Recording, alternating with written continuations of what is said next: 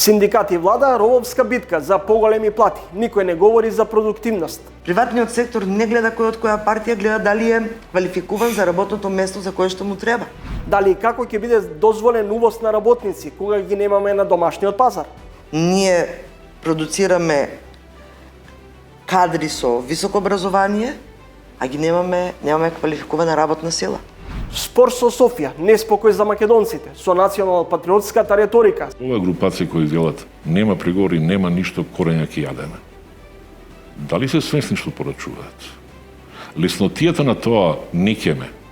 Ја слушаме од таа естаблишментска каста на која ништо не и фали. Тие луѓе кои 20 години го цицаа буџетот на Македонија и на Европска унија, ширејќи проевропски дух, прозападен дух, денеска се првенци на антиевропскиот дух, бидејќи го осеќаат промената на курсот. Свети Николе, универзитетска испостава на Русија и Бугарија. Бугарскиот универзитет денеска ја проблематизира целата политичка конотација токму поради ситуацијата која што се случува. Меѓутоа, според информациите кои што ги добиваме одовде, соработката е многу поодамна и нема потесна врска со политиката. Ново издание на Трилинг, добро вечер. Воопшто не е пријатно на жешкиот асфалт и на температури над 35 степени да барате правдина. Зовриените глави не може да размислуваат со студен резон. Тоа важи и за домашната политика и за односите со Бугарија. Државата е приклештена од растечкото социјално, но и се повеќе политичко незадоволство. Веќе нема нормален диалог, се е во фаза на исчекување. Работниците за своите плати, политичарите пред искушенијата, како да одговорат на предизвиците од бугарските провокации. Дали ова ќе биде недела на пресврт во релациите Скопје-Софија и можна деблокада на македонскиот пат кон Европската унија, според зборовите на францускиот претседател Макрон, кој вели: "Мислам дека најдовме компромис околу спорот меѓу Бугарија и Северна Македонија за преговарачката рамка за влез во Европската унија." Ова го истакна токму шефот на француската држава Макрон на маргините на самитот на НАТО во Мадрид. Макрон не соопшти детали околу можниот компромис, но можно е тој да не опфаќа експресно решение, туку начин на македонската страна да се изјасни за договореното преку консултации во собранието во Скопје. Во таа насока говори и вчерашното соопштение од владата во Скопје, во кое се наведува дека пристигнал предлог со идеи од француското претседателство со Европската унија. Од владата најавува широка консултација со лидерите на политичките партии и расправа во законодавниот дом.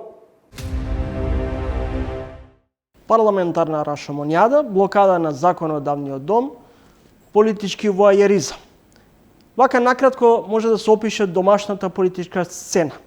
А на меѓународен план, старите главоболки остануваат. По бугарското вето, ново вето. И сега се бара нов исчекор и можност да се деблокира македонскиот пат кон Европската унија. Во издание на Трининг мој соговорник е поранешен амбасадор. Не така често се појавува на телевизиските екрани, но многу често можете да го прочитате на низ неговите колумни на Дојче Веле. Тоа е Арсим Зеколи, а не Арсен Зеколи, кој за кого многу често знаат и да го преименуваат. Амбасадоре, ви пречи кога некој ќе ви го сгреши името? Тоа ми е навик уште од основно училиште и тоа е согласно на босанската поговорка, можеш ме назвати сакога, ама немој да ме скршиш. Пред 6 месеци реагиравте по новото вето од Бугарија, резигнираноста и разочарување од ЕУ. Како емотивна реакција, ни ја заслепува на рационалноста. И денес имаме вето на ветото. Имаме еден тврдокорен триумфализам на Петков и помалку чудна политика македонска во однос на деблокадата на македонскиот пат кон Европската унија. Видете, првиот проблем настана само со преспанскиот договор, но поради директната вклученост на западните дипломати, конкретно и на американците, тој процес се држеше во некои координати, некои правци и се даваше барем привид на преговори, на договори, на тензични моменти, на олеснувања, но со конкретно зададена цел, тоа беше членството во НАТО. И тоа се држеше во едно корито кое беше определено од стартна точка, која беше во времето на Груевски. Забораваме за ангажманот на Дуи тогаш, кој иде во Атина. И таа контрола на процесот од страна на американската или европската дипломатија обезбеди таков успешен епилог, за кој допро ќе видиме дали ќе има и странични последици. Во случајот со договорот со Софија, видите, јас имам завршено основно училиште на македонски и ја уште од тоа време се сеќавам за темата околу Цола Драгојча. И потоа следа сите тие и во 90-тите тензични пораки кон Бугарија, таа дистанца, недоверба, седо тоа, па се прелеа до дури во 2004-2005 со фамозната панорама, па некои црни джипови од Бугарија. Па потоа бев исто и дипломат во Виена, имав некои разговори со бугарските колеги. И одеднаш, од една хипертензична состојба со Бугарија, дојдовме во ситуација во која не баре за месец, два, процветаа сите 1000 цветови на пријателство и разбирање.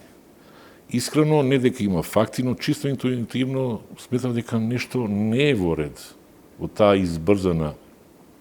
тој избрзан премин од длабока 50 годишна недоверба во едно братство, единство пренесено преку односот на Борисов, Заев и Димитров.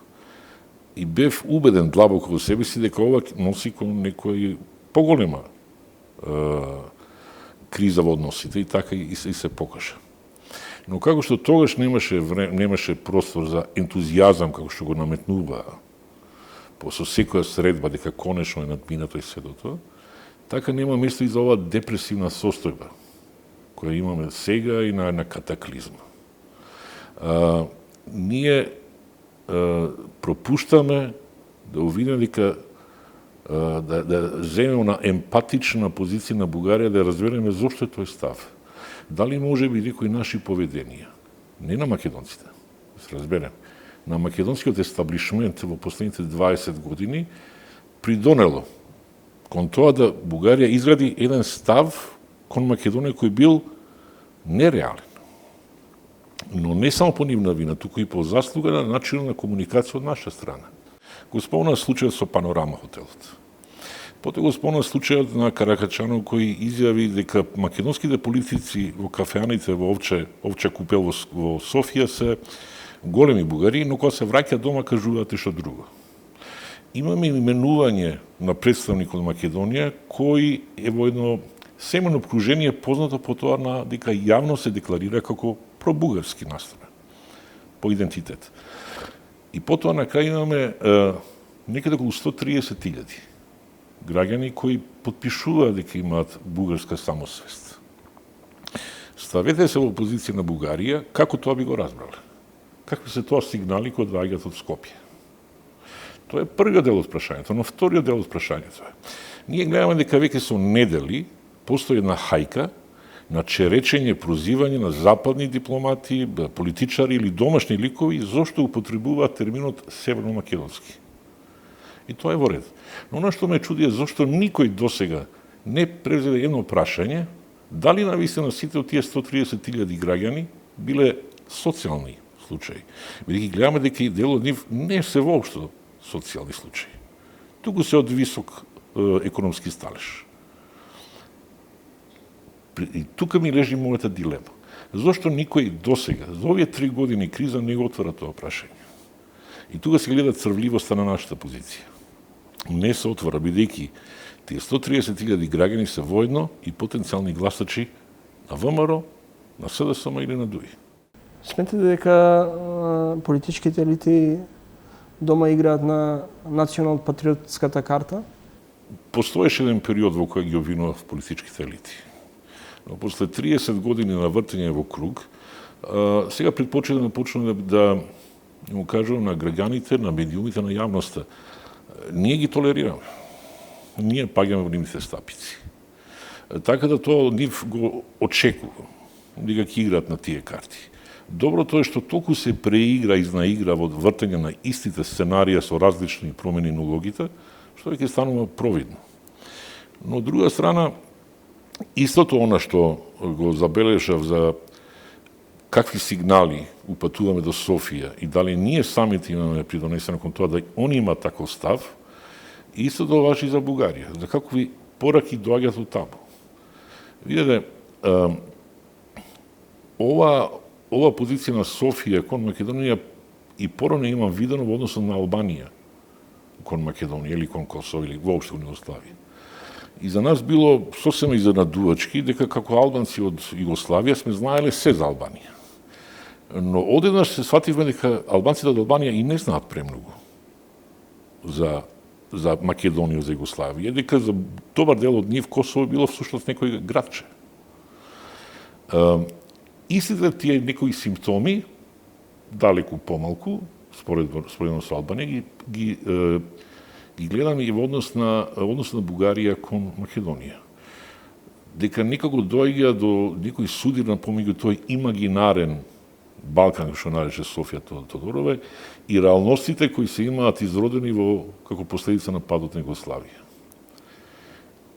И таа нестабилност на политичкиот дискурс на Софија, кој е прикрен со ригидност, може да се гледа низ еволуцијата која минува во последните 3 или 4 години.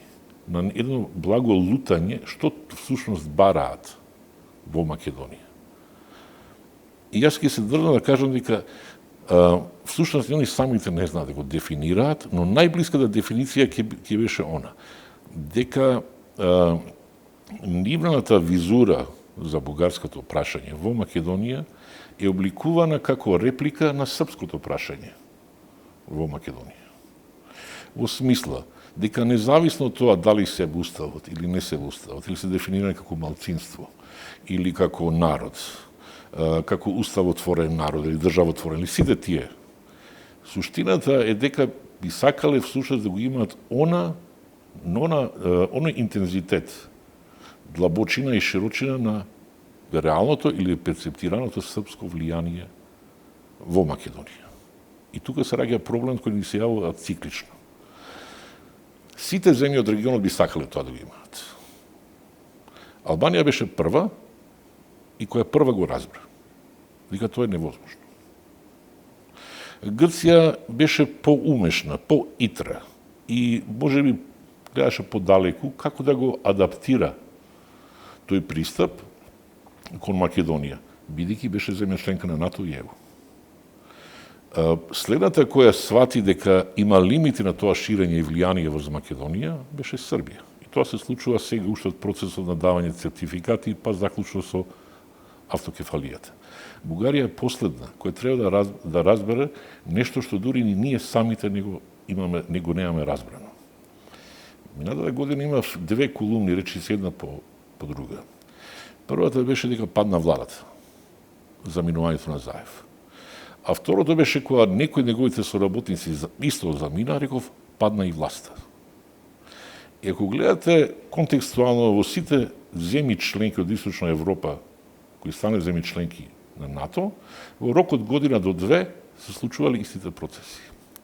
Оно што сакам да го кажам е дека и Србија, и Албанија, и Грција, а сега и Бугарија, треба да расчитат сами со себе си дека апсолутната ексклузива и прерогатив на власт, не на влада, во Македонија припаѓа на НАТО. Амбасадоре, францускиот предлог за деблокада на македонско-бугарскиот проблем на два начини се протолкува на домашната јавност. Едни велат дека може да се смета како победа со тоа што ќе се остане со придавката македонски, други дека се направило распродажба на националните интереси поради неумешноста на македонската дипломатија предводена од албанецот Бујар Османи.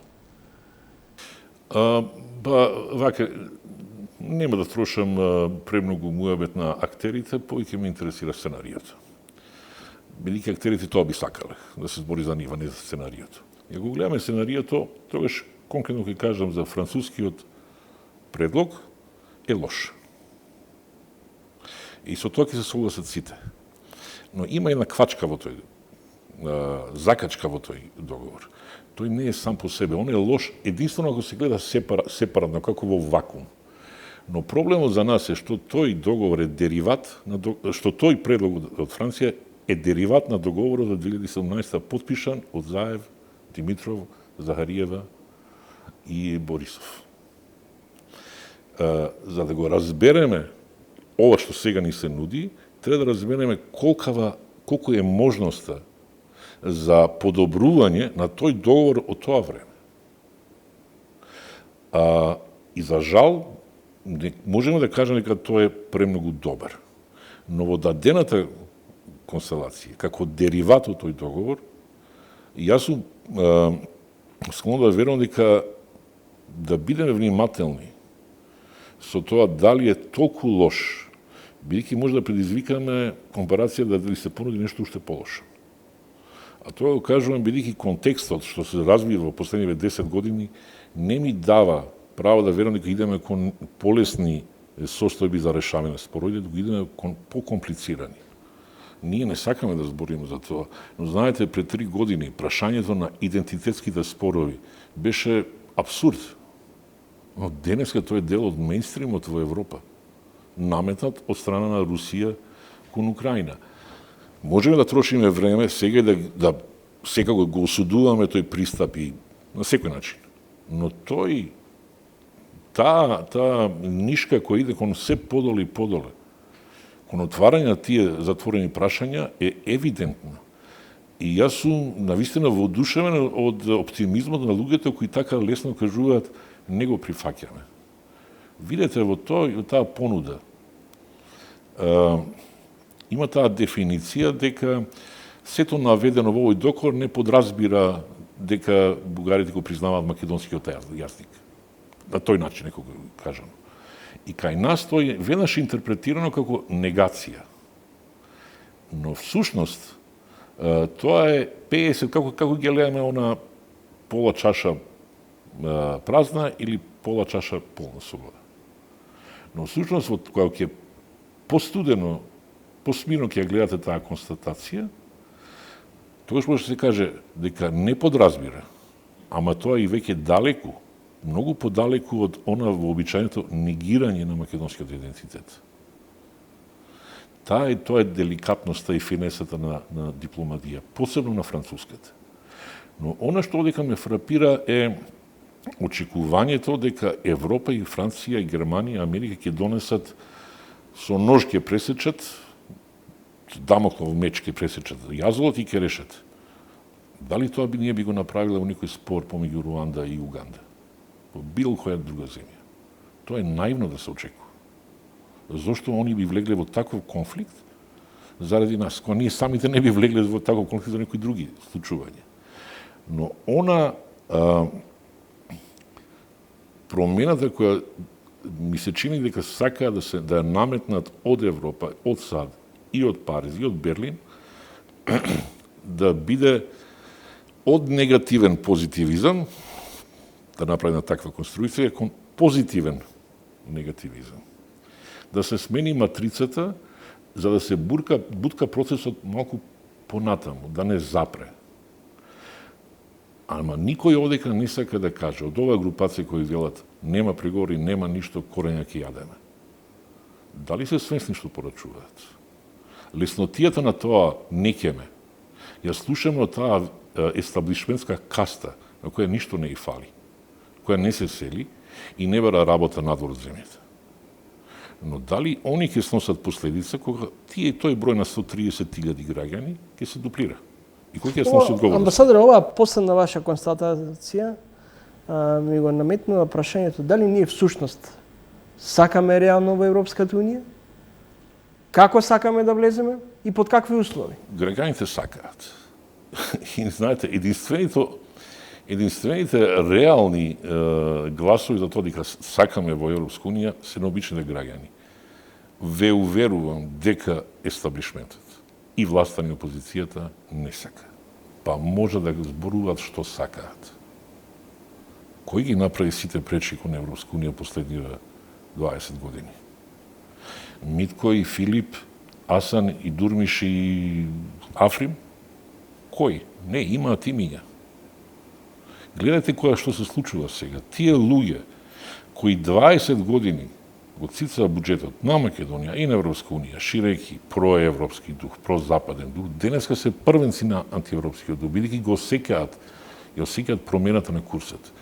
И мене ќе ми биде жал ако граѓаните паднат. на таа игра. Тоа би било грешка за нив. Јас сум убеден дека граѓаните сакаат. Што би можело да биде компромисното решение? Од кое може да се извлечеме од ова кал? Кога барате гаранции за нешто како што представителот Педаровски или Димитров го бараат, да имате една на ум. Ние сме допрва доаѓаме на крај на 5-годишниот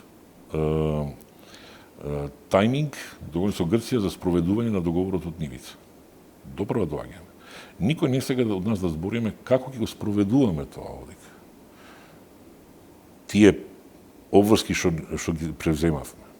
И никој не сега да ја види корелацијата дека ако застојуваме во имплементација на ветеното од Нивица, тоа ќе биде првото што ќе иде на конто на Бугарија,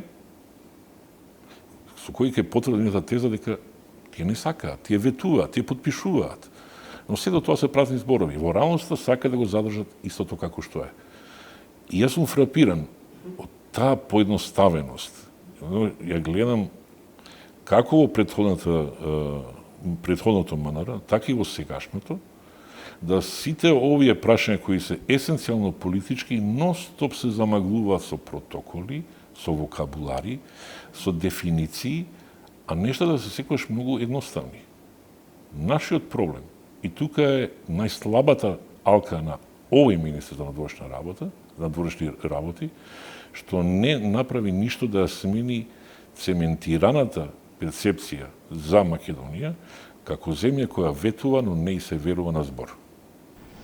Поштање следите интервју со поранешниот македонски амбасадор Арсим Зеколи, колумнист на Дојче Веле. Амбасадоре, домашните проблеми очигледно многу поатрактивни се за публиката кога ги следите овие примитивистичко вулгаристички сцени во собранието. Кој е вашиот прв коментар? Апсолутно мене не ми пречат. Мене повеќе ми иритираат седници со верглање на било што. И дури кога ќе дојде до некои вакви полемики и трзавици, и тоа го гледам на некој вид на диалог. Зошто? Пак ќе ви кажам пример со Бугарија. Зошто Бугарија во овие 3 години е поуспешна од Македонија? Конкретен пример. Пред 3 години да прашавме било кого на улица, кој е Каракачанов, Захариева, Радев, Петков, не знам, Стамбулиски, не ги знам веќе, никој немаше да знае. Имаше зид. Но денеска сета политичка сцена на Бугарија дел од нашиот вокабулар внатрешен. Понекогаш односите помеѓу луѓето и помеѓу народите, помеѓу партиите се градат не само преку таа посакувана позитивистичка салонска дискусија, понекогаш и тоа е начин. И кавгата е диалог. Се додека нема да премине во насилство. Сцената што беше, да, беше непријатна бидејќи беше на раб на насилство. Но другите караници, кажал Талат Джафери, кажал Мицковски, кажал третиот, кажал четвртиот, не ме потресуваат и не ме вознемируваат. Зошто бидејќи разберете, имаме умртвена политичката сцена. И самите партии кои имаат умртвена таа сцена, а со тоа и вниманието на јавноста, сега бараат начини како да го привлечат тоа внимание. Амбасадори, во вашите понекогаш саркастично цинични колумни знаевте да напишете Ахмети му успеа од Чај да направи Заев, а Заев успеа од Македонија да направи Муртино. Дали ние сме една голема паланка во која имаме влада и влада во сенка.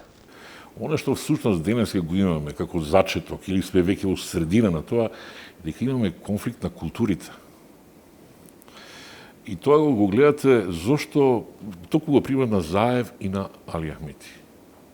Видите, ова се луѓе кои никогаш во живот не им текнало да отидат до соло на концерт на Пинк Флойд. Или во Загреб на концерт на Франц Фердинанд. Или во Белград на Black Rebel Motorcycle Club. Не припаѓаат на тој свет. Не припаѓал ниту Бранко Црвенковски, ниту Никола Груевски, а за жал не припаѓа сега ни Зједни Села и Христијан Мицковски. Ние немаме од онаа култура која постоеше на почетокот на 80-тите, што се нарекуваше нов бран. Ова е политичкиот естаблишмент секаде низ Балканот. Од Бојко Борисов, до Радев, до Вучиќ, до Вулин, до Еди Рама, со исклучок на Албин Курти. И ќе ви кажам и зошто. Тоа се сите почетоците на тој фолк култ, културен кој се започна на Балканот. Няма да навлегувам кои причини биле, дали тука биле и службите и сето тоа. Но, она што е евидентно сега, дека колку и да имаат караници, ментално, културолошки, Заев и Ахмети припаѓаат на истата матрица. Додете го и Борисов, додете го и Еди Рама, додете го и Вучиќ. И ја добивате сцената од она со Драган Бјелогрлич, идемо радимо, со нож во заби, ражен со теле или прасе, певалка и хаос во кафана. Тоа е милјето. Тоа е културолошкото милје. И сега ќе ве подсетам споредите го тоа со 90-тите. Па ние не сме знаеле, но тогаш сме имале една интелектуална класа која можела да се носи со Европската унија. Може да се согласуваме со нив, да не се допаѓаат нивни ставови, или не, но сме го имале некој Коле Чашуле стариот, Гане Тодоровски стариот. Ние не сме знали дека тие биле пријатели со еден Али Подримија, дека сме имале врвни ликови од поезија, од култура, кои знаеле да се караат и знаеле да разговараат. Овие не знаат да се караат меѓу себе, они знаат само да се договараат. Тоа е тој кванташки систем на демократија кој го имаат воспоставен. И затоа да, човекот од Муртино културолошки припаѓа на Заез. Исто оној од Заез припаѓа на Муртино. И затоа тие заедно ќе се склучат во Охрид и кога ќе дојдат Александар Вучиќ, ќе дојде Еди Рама, ќе дојде Али Ахмети, ќе дојде Ковачевски и се разбираат, затоа што припаѓаат на тој кафана демагогија, демократија. Ви благодарам за издвоеното време и за гостувањето во емисијата. Благодарам на поканата. Поштовани речи, тоа беше поранешниот амбасадор и долгогодишен колумнист Арсим Зеколи. Крпен живот. Вака може накратко да се најави ова издание на Трилинг, имајќи во предвид дека од ден во ден се покачуваат цените на производите. А од денес поскапе и струјата за 7,4. Синдикатите бараат покачување, владата се уште преговара со синдикатците. Во ово издание на Трилинг, мој соговорник е министерката за труд и социјална политика Јована Тренчевска. Министерке, на почеток, имавте храброст да се соочите со демонстрантите пред неколку месеци, да отворите диалог со нив во однос на негодувањето и покачувањето на минималната плата. Зошто сега го проблематизирате барањето на синдикатите? Не се работи за храброст, се работи за обврска. Социјалниот, економско-социјалниот диалог се води во рамки на Министерството за труд и социјална политика и впрочем е еден од високите приоритети на оваа влада. Во минатото сме сведоци дека голем број на политики кои што го допираат правото од работен однос се носеа надвор од социјален диалог и надвор од сослушување или диалог со синдикатите, со работодавачите, со работниците за кои што овие политики се наменети. Од 2017 година наваму социјалниот диалог е еден од приоритетите на владата. Секоја политика која што го допира правото од работен однос мора да помине низ диалог. И затоа и на 1 мај излеговме со вице-премиерот Бетики пред работниците и пред некој ден представниците на Сојузот на синдикатите беа во рамки на генералниот штрајк, беа пред Министерството за труд и социјална политика, излегов да ги поздравам и да кажам дека социјалниот диалог продолжува. Да се има систем кој што ќе гарантира постојан раст на платите и платите во јавниот сектор ќе ја следи зголемувањето на инфлацијата и зголемувањето на просечната плата. Меѓутоа, не ви се ли чини дека со покачувањето на најниската плата всушност се поремети системот на наградување во јавниот сектор, кај компаниите? 9.000 денари имавме минимална плата до 2017 година. Сега имаме 18.000 денари минимална плата, што е за 100% повеќе. Зошто 15 најмалку 9.000 денари. Тоа се значи 3 пати по 2806 денари. И нов општ колективен договор. Тоа е значи решение кое нема да биде ад хок решение во моментот. И во социјалниот диалог, кога разговарате со социјалните партнери, не може вие да не отстапувате од вашите барања. Мора да имаме компромис и во понудените барања и во прифаќањето на понудените решенија.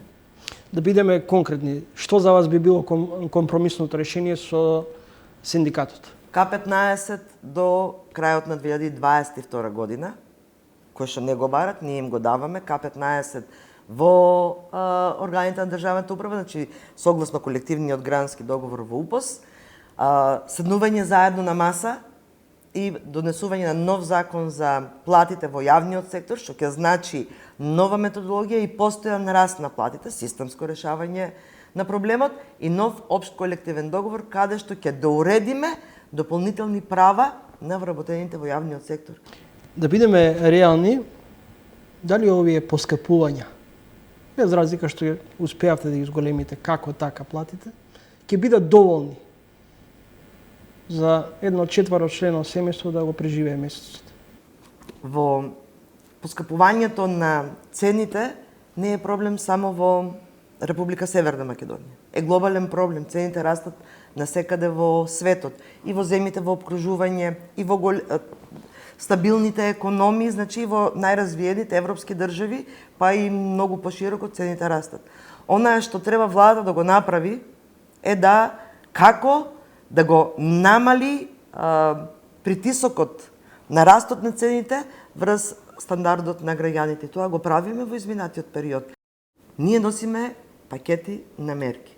И во времето на ковид кризи, 26 мерки владата ги донесе на почетокот на оваа година, со која што го ублажи притисокот на економската и енергетската криза.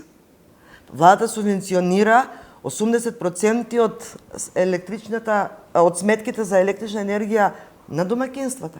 Донесовме мерки со кои што дадовме дополнителни средства на пензионерите.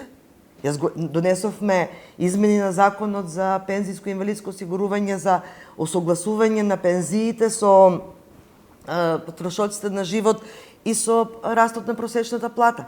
Во септември пензионерите ќе го добијат ова осогласување и ќе биде одлично покачување и дополнителен буџет во семејството. Правиме во моментот заедно со министерот за финансии, правиме нов пакет на мерки за да од септември знаеме дека не само кај нас зимата ќе биде тешка глобално во светот, за да можеме да излеземе во пресред на граѓаните во социјален ризик, на приватниот сектор, на реалниот сектор, се креираат нови пакети на мерки кои што ќе придонесат да барем малку се ублажи ударот од сите предизвици со кои што како држава се соочуваме. Можеме да го издржиме во темпо на перманентно задолжување?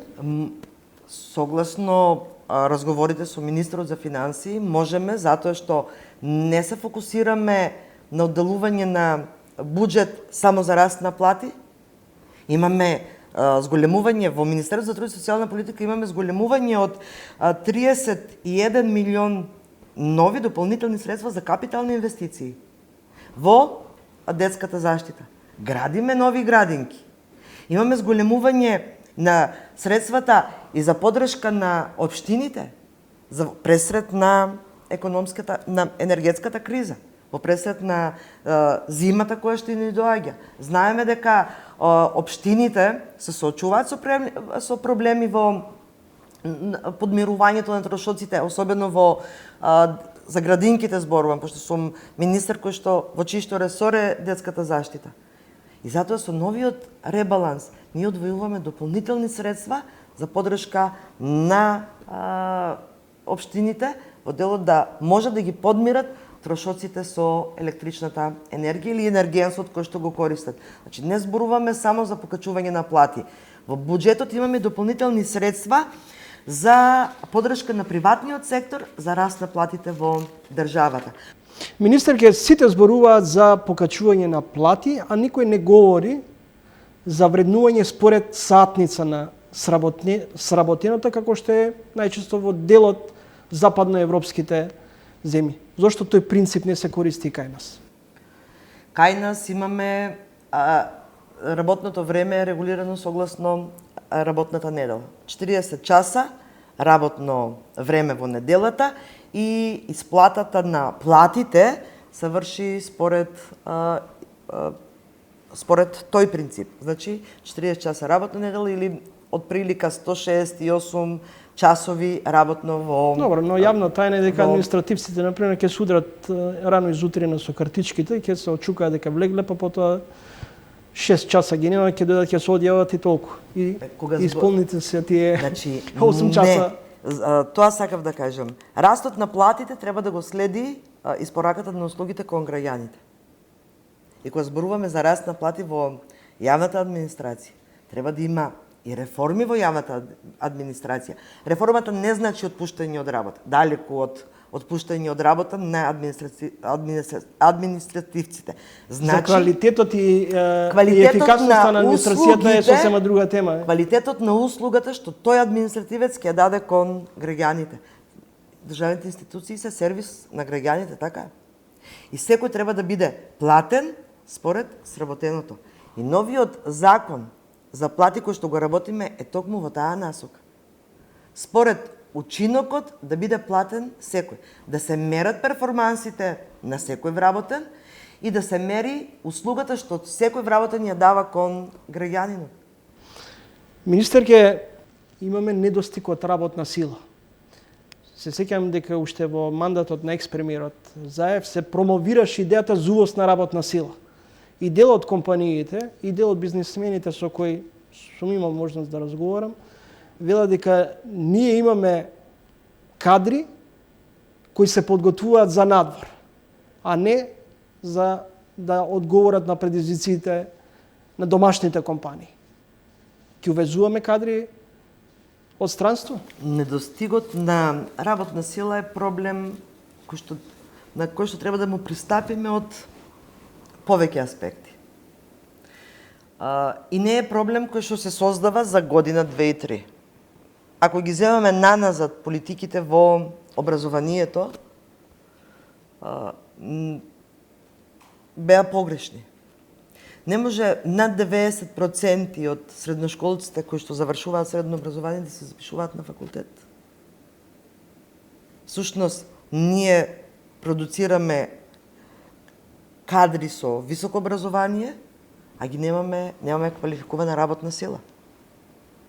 И затоа реформи во образованието се неопходни и тие реформи треба да бидат комплементарни со реформите во трудовите политики. Мораме да имаме хармонизација на трудовите политики со образовните политики, за да имаме и доволно работна сила, меѓутоа да имаме и квалификувана работна сила. Оперативниот план за вработување кој што е во надлежност и го креира Министерството за труд и социјална политика, токму тоа го прави. Да можеме... Што прави? Вдомување на партиски кадри? Не се вработување на партиски кадри, затоа што оперативниот план е наменет за приватниот сектор. Таму каде што недостасува работна сила. Треба да е перцепцијата на вработување на партиски кадри не треба да толку да ја нагласуваме, затоа што и не е така. Верувајте.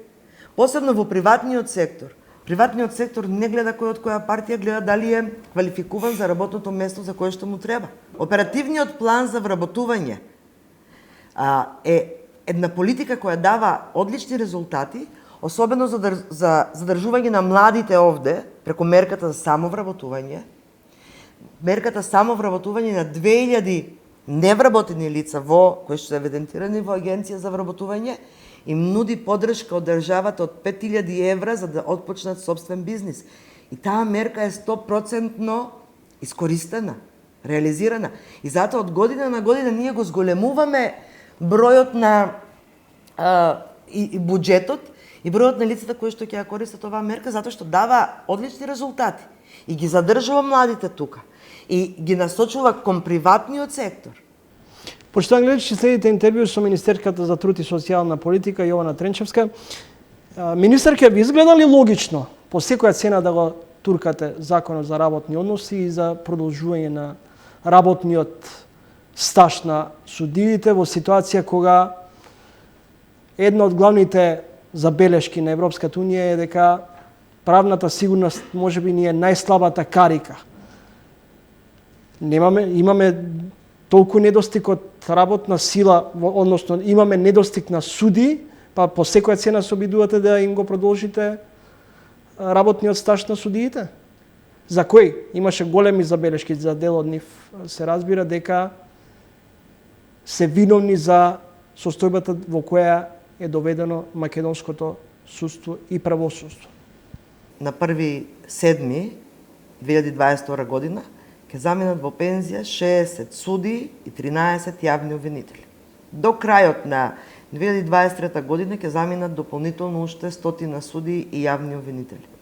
И ова остава можност да немаме доволно кадар суди и јавни обвинители, затоа што од академијата излегуваат некаде првите 60 излегуваат на крајот од оваа година. Тие што почна сега да слушаат за суди и јавни обвинители на академијата ќе завршат дополнително 90, ќе завршат некаде во 2023 крајот. Значи се соочуваме со недостиг на суди и јавни обвинители. Се соочуваме со можноста да граѓаните не ја добијат потребната услуга, правдата, затоа што ќе немаме доволен број на суди и јавни обвинители. Како велат? За доцната правда е исто така неправда. И од тие причини беа поднесени измените на законот за работни односи да се продолжи на одреден период, следните 3 години, додека Академијата на суди и јавни обвинители создаде кадар кој што ќе ги замени овие суди.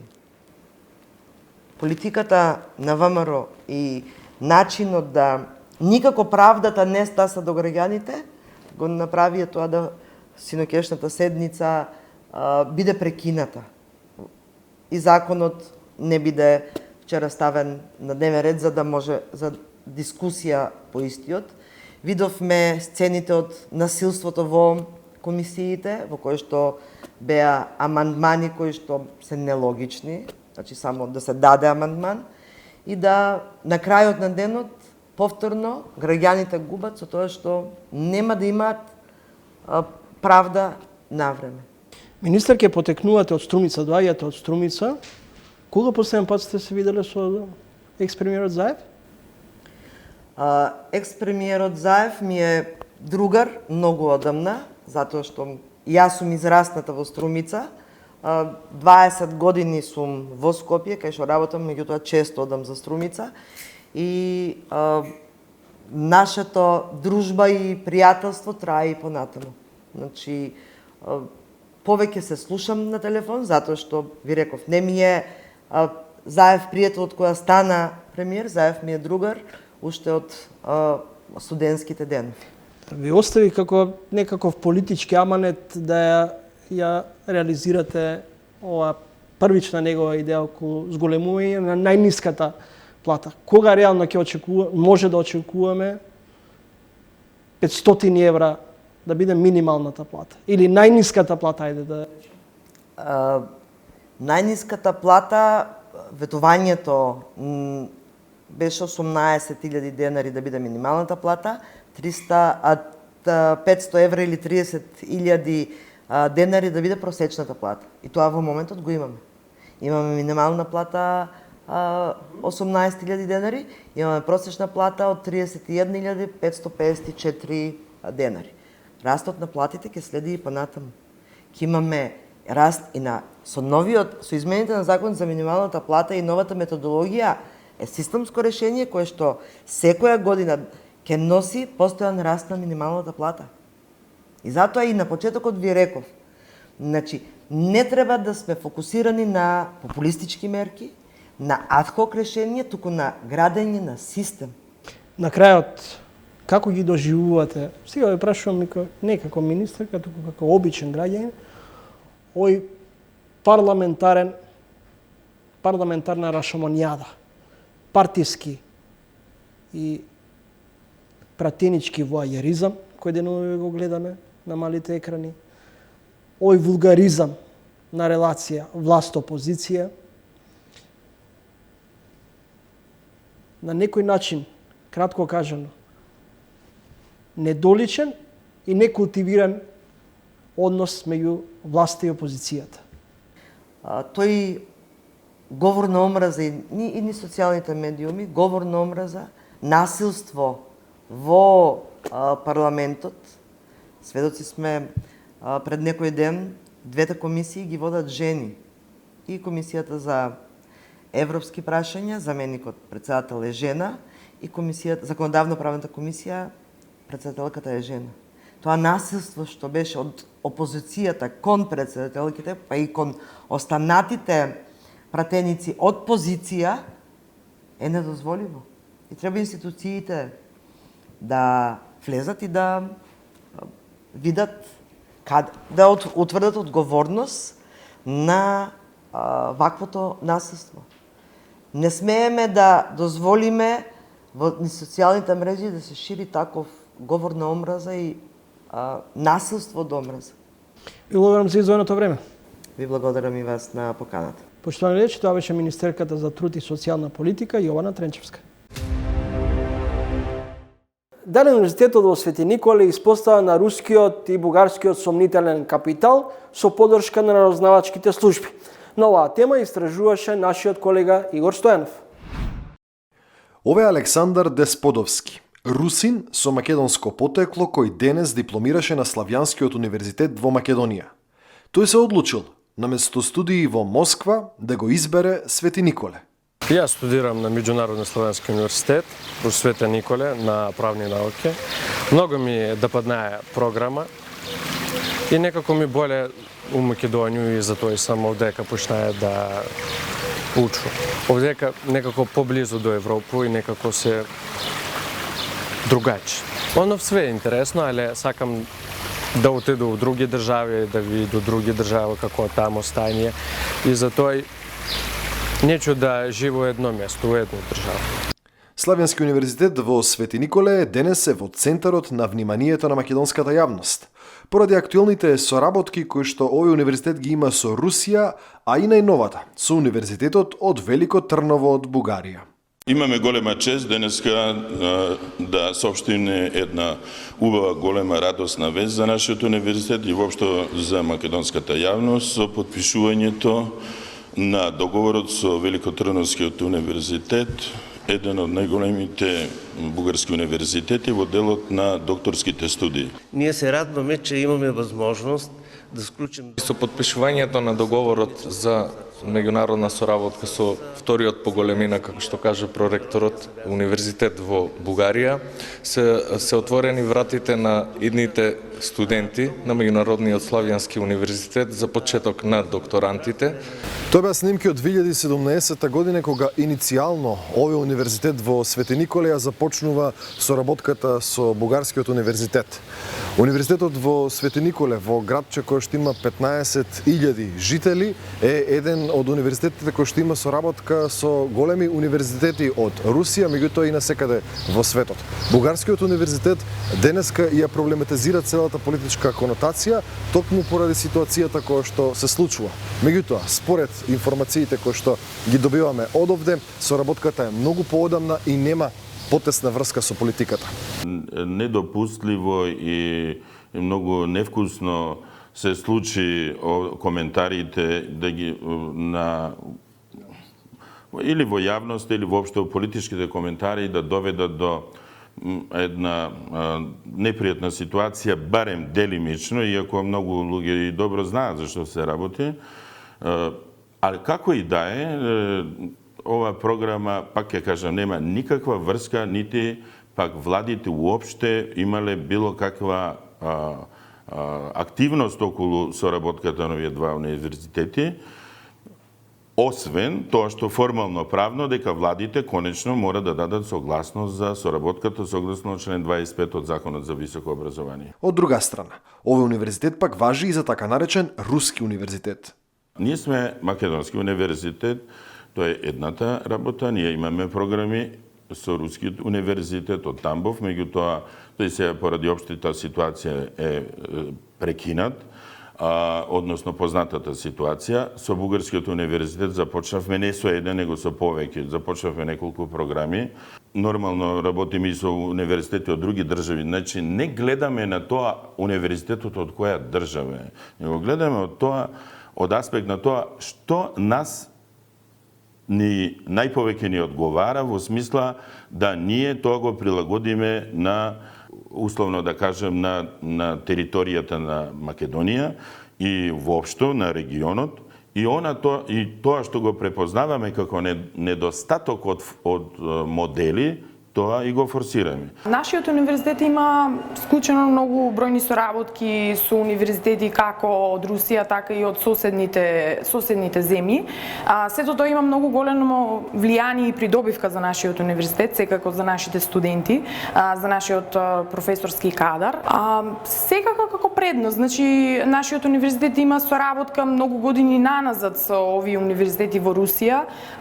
Би рекла секако како предност, значи придобивки и за нашиот универзитет и за нивниот универзитет, секако имаме долгогодишни соработки за размена на професори, на студенти.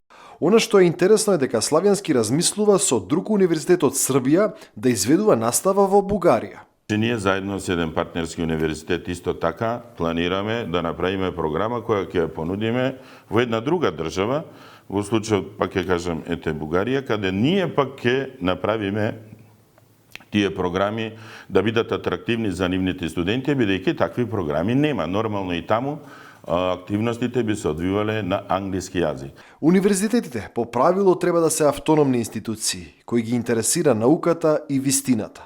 Една од заложбите и на договорот за добрососедство со Бугарија беше и развој на меѓусебното високо образование. Мислам дека со нашето работење создаваме мостови за соработка. Сепак универзитетската соработка е навистина благородна, племенита, другачија од секојдневната, ослободена од политичките конотации, ослободена од националистички конотации и така натаму. Никогаш не станало збор за некаква политичко размислување во рамките на нашата соработка. Инаку нормално е дека секој има право да си ги задржи своите политички национални ставови и така натаму. Ние зборуваме само за конкретна академска соработка која се надеваме дека ќе биде на општо добро. Согласно Законот за високо образование, странска установа има право да врши високо образование во Македонија по претходно мислење од Одборот за високо образование и акредитација. Според членот 25, наставата треба да се врши на еден од светските јазици. Законот не ги наведува прецизно кои се светски јазици, но официјалните јазици на Обединети нации се арапски, кинески, англиски, француски, руски и шпански. Во случајов со Свети Николе, Бугарскиот универзитет, наставата ќе ја изведува на англиски јазик. Ово издание на емисијата Трилинг го одјавуваме со Facebook статус напишан од познатиот актер Драган Спасов Дац. Тетка ми имаше проблеми со кичмата и требаше да се оперира, ама операцијата беше прескапа. Затоа реши да го промени полот, бидејќи оваа операција ја покрива фондот. И натаму ја мачи кичмата, ама сега ја боли кјути и трпи. Тоа беше се за ово издание на Трилинг. До видување до идниот петок во исто време, 20 часот и 45 минути. Во меѓувреме читајте на trilling.mk.